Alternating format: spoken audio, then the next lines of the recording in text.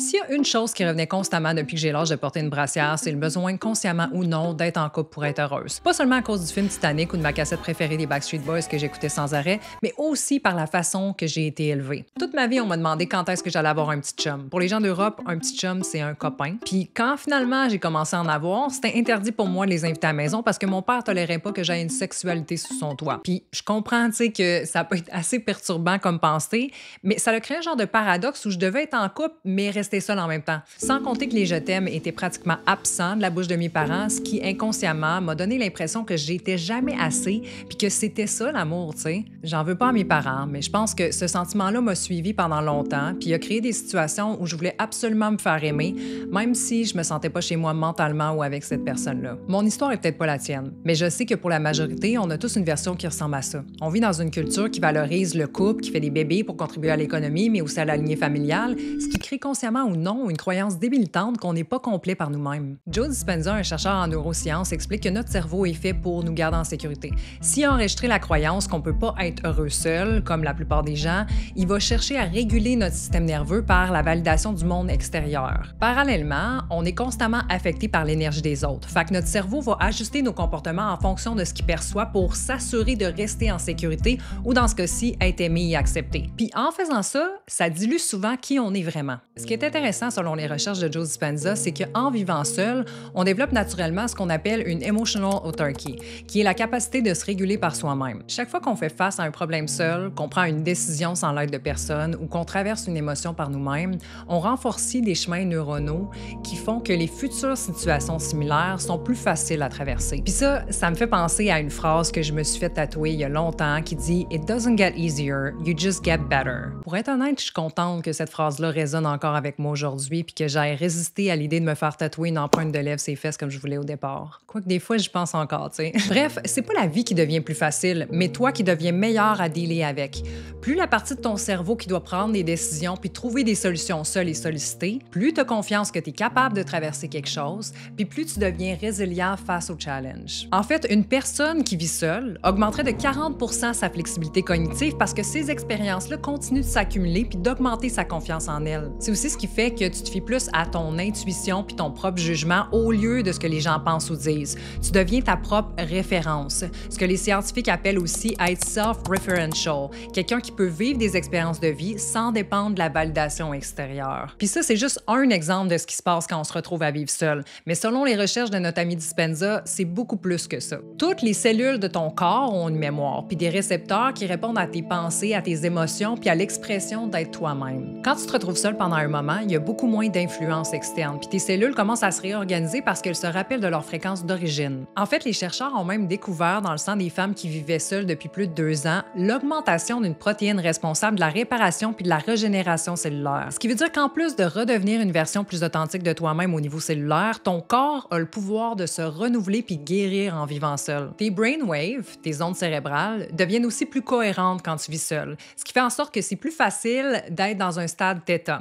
Puis là, tu iras voir les différentes ondes si ça t'intéresse, mais le stade θ, c'est un stade où la créativité puis l'innovation flowent naturellement, ce qui peut expliquer en partie pourquoi 42 des femmes qui vivent seules ont plus de chances de partir une business, puis 38 plus de chances d'avoir un rôle de leader. Puis là, Joe parle des femmes parce que les recherches avaient été spécifiquement faites sur ce sexe-là, mais je suis certaine que les hommes qui vivent seuls pendant un moment bénéficient aussi de tout ça. Selon ce que j'en comprends, c'est pas un changement relié au sexe, mais à l'énergie de tout ton corps qui change. Ton champ énergétique, qui était dilué par la validation des autres avant, devient de plus en plus concentré. T'es de plus en plus dans ton énergie, là où beaucoup plus de possibilités existent et où tu agis authentiquement au lieu d'agir par peur, ce qui te rend inévitablement plus magnétique. On le sent quand l'énergie de quelqu'un est libre puis que cette personne-là est elle-même sans avoir besoin de se faire valider constamment. Puis là, je parle pas de quelqu'un qui essaie de se protéger puis qui est comme « j'ai pas besoin de personne », mais vraiment de quand tu le sens au fond de toi que tu es bien avec toi-même. Toutes les fois où tu te fais confiance, où tu te choisis, où tu es complètement indépendante puis que tu es dans ton pouvoir personnel, t'envoies un signal dans ce qui est appelé le morphic field, un champ énergétique qui influence la conscience collective. Puis là, je sais que je viens de dire beaucoup de choses qui peuvent sembler venir d'un épisode de Star Trek. Mais ce qui est fascinant, c'est que c'est pas des croyances spirituelles, mais des faits scientifiques. Fait que tu peux faire tes propres recherches là-dessus, mais je pense que la meilleure façon de le comprendre, c'est en l'expérimentant par soi-même. Personnellement, c'est quand j'ai arrêté de dater pendant 15 mois que j'ai vraiment été capable de reconnecter avec moi pleinement. Puis aujourd'hui, je suis vraiment bien seule. Je sens que j'ai retrouvé mon énergie, puis que j'ai reconnecté à mon corps, puis que je m'aime plus aussi. Est-ce que j'aimerais ça rencontrer l'homme de ma vie qui mesure 6 pieds 4, me marier en automne, puis avoir une maison en campagne, des enfants avant 40 ans, un câlin puis un gros chien? Oui! Mais je ressens plus cette espèce de besoin viscéral puis incontrôlable au plus profond de mon âme que quelqu'un doit être là pour me compléter, pour être heureuse. Sauf pour ce qui est des travaux manuels, là, j'avoue que je suis encore dans le besoin. Le but de cette vidéo-là, c'est pas de nier que l'amour puis la connexion sont des besoins importants ou que la solution au bonheur, c'est de vivre tout seul pour le restant de ses jours. Clairement, tu peux vivre seul puis être malheureux. Être heureux, c'est aussi un choix conscient. C'est pas juste une question de vivre seul, mais aussi de développer activement les capacités de ton cerveau à être indépendant, à être résilient puis à développer son pouvoir personnel pour avoir la vie que tu veux vraiment. Ce qui, ultimement, va influencer les autres positivement. Je sais que ça paraît facile d'une même, puis clairement, ça l'est pas tout le temps.